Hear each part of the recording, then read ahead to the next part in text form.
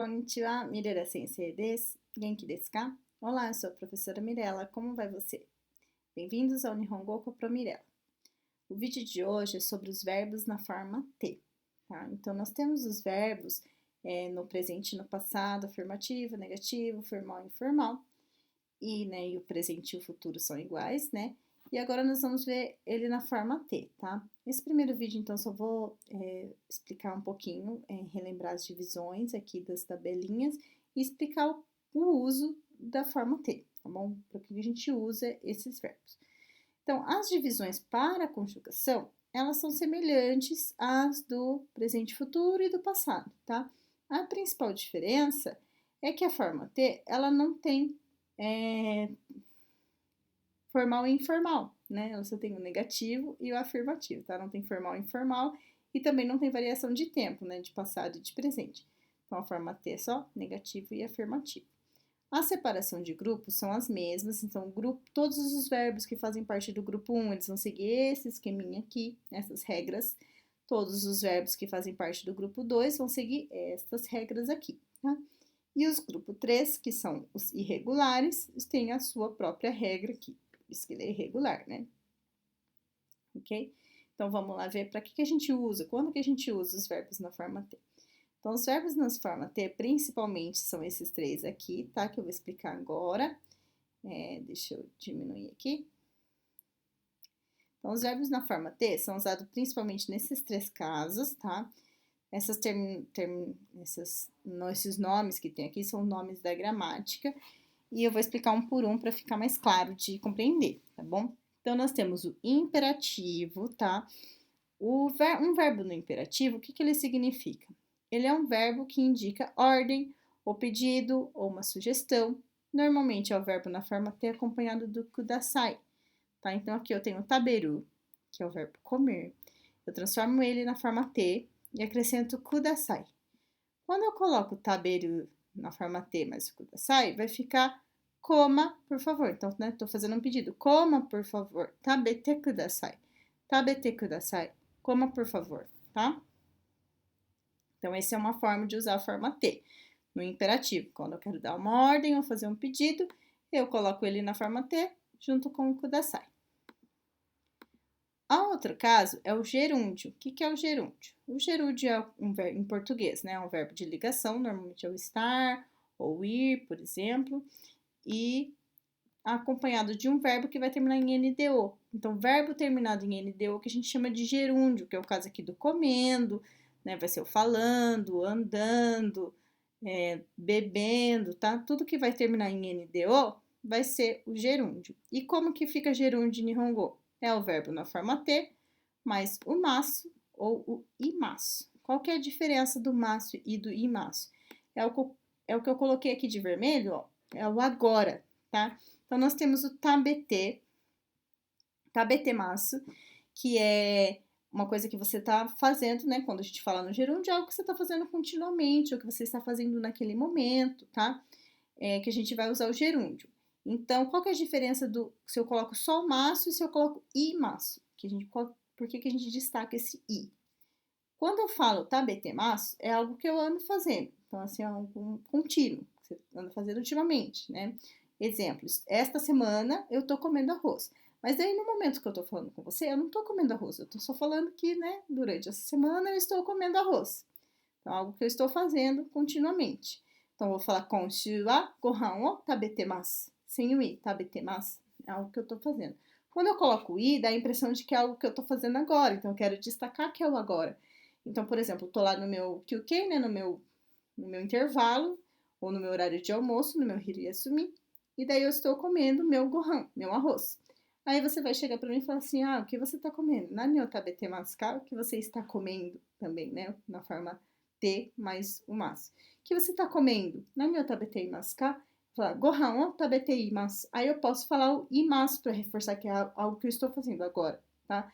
Então, esse i dá a ideia de que é mais agora do que se fosse só o maço, tá? Mas os dois vão significar comendo. Estou comendo, estou falando, né? Tabetemasu, non demasu, se eu estiver bebendo, mizu ou non demasu, mizu ou non deimasu, estou bebendo naquele momento, né? Então dá essa diferença aí o i, por isso que eu falo que o i dá essa ideia de que é mais agora do que se eu não coloco o i, tá bom? Então, mesmo caso vale para o particípio, qual que é a diferença então do particípio? O particípio é o estar, ou ser o verbo de ligação, que a gente chama aqui também em português, acompanhado de um verbo normalmente em português terminado em ado ou ido, tá? Lembrando que não são todos, porque em português também tem verbos irregulares, que é o caso do aberto, né? Está aberto, não termina nem com ado nem com ido, mas ele faz parte aqui do particípio. Então aqui eu tenho um exemplo do okiru acordar, então ele vai ficar okite imasu, né? Ou okitemasu, tá? Que significa estou acordado, está acordado. Quando que eu sei qual que é a diferença em Nihongo do particípio para o gerúndio? Não tem, como vocês podem observar. Um é forma T mais o masu e o outro é forma T mais o masu, tá? A mesma coisa. Então, vai depender do contexto ou do verbo para eu traduzir como gerúndio ou traduzir como particípio, tá? Não vai ter diferença em Nihongo. Por que eu coloquei esse iru aqui com informal aqui embaixo? Como eu falei para vocês, os verbos na forma T, ele não tem formal e informal. Então, se eu quiser transformar, né, essa minha fala de estou comendo num informal, eu só transformo o masu no informal, que é o uru. Então, se eu falo tabeteru, vai ficar informal, vai ficar estou comendo no informal, tá bom? Okiteru, estou acordado no informal, tá? Então, esses são os principais casos aí do uso da forma T, na forma T acompanhado, verbo na forma T acompanhado de uma outra palavrinha, né? O kudasai ou o masu, tá? Então, lembrando que a gente viu lá que tem o negativo da forma T, né? Então, esse negativo aqui da forma T vai ser mais usado no caso do imperativo, né? Do não coma, não faça, tá? Que a gente vai usar o negativo aqui da forma T, tá bom? E agora nós vamos ver um outro caso da forma T, dele sozinho, sem ser acompanhado do masu ou do kudasai, tá bom? Que é na sequência de ações numa mesma frase, que a gente chama na gramática da língua portuguesa de período composto. O que é um período composto? É quando a gente tem vários verbos, né? 2 ou mais verbos, dentro de uma mesma frase, dentro de um mesmo ponto final, tá? Então, normalmente é uma sequência de ações que eu quero contar, que eu estou falando, né? Eu estou falando uma sequência de ações, contando uma história normalmente, e daí aconteceu isso, e depois isso, e depois isso, então aconteceu várias coisas, tem várias ações, eu vou usar a forma T também, ela no natural, sem ser acompanhada do masu ou do kudasai, tá bom? Então vamos ver aqui o exemplo. Hoje eu acordei 8 horas, lavei o rosto e comi, né? Tomei, em português a gente fala tomei, né? Tomar o café da manhã, e em Nihongo a gente fala comer, tá? Então, eu vou usar aqui o comi, o café da manhã. Então, em Nihongo vai ficar como?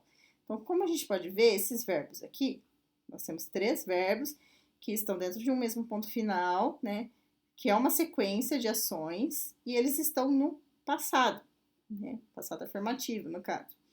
Então, o que vai acontecer no Nihongo? Eu vou ter que deixar todos os verbos que não são o último na forma T.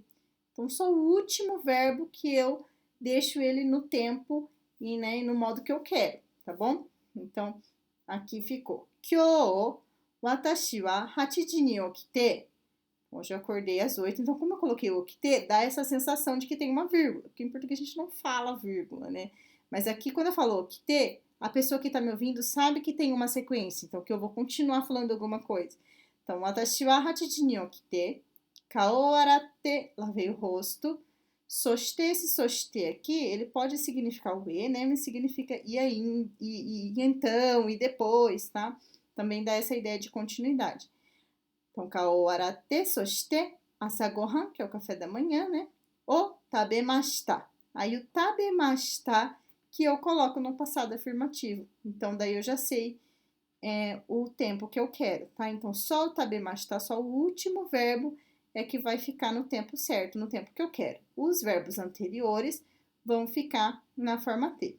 Isso vale se for 2 verbos só, né? Vamos supor, aqui eu coloquei 3, mas se forem 2 verbos, um vai ficar na forma T e o último vai ficar na forma do tempo que você quer, seja no presente, né? Seja no futuro, no passado, tá bom?